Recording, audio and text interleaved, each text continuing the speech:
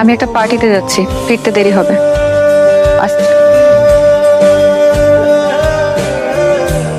Hello sir, আমি পূর্ণতা।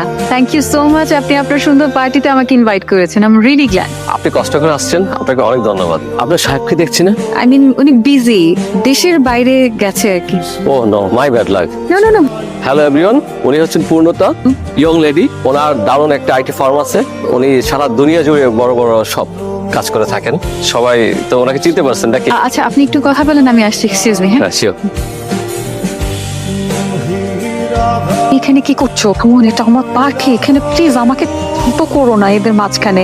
আর কি পরে এসেছো, মানে এই অবস্থায় এই ধরনের পার্টি? এটা দেখো আমার বিজনেসের জায়গা, প্লিজ তুমি এখন চলে যাও। তুমি আমাকে এদের সামনে ইনসাল্ট করো না, এখন এখান থেকে চলে যাও প্লিজ। কি সৌভাগ্য, শান্ত সাহেব যে, প্লিজ আসুন।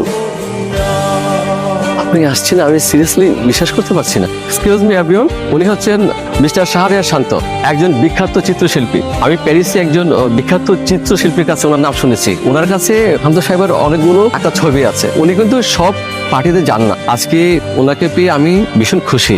আপনাকে ধন্যবাদ, কষ্ট করে আমার পার্টিতে আসছেন।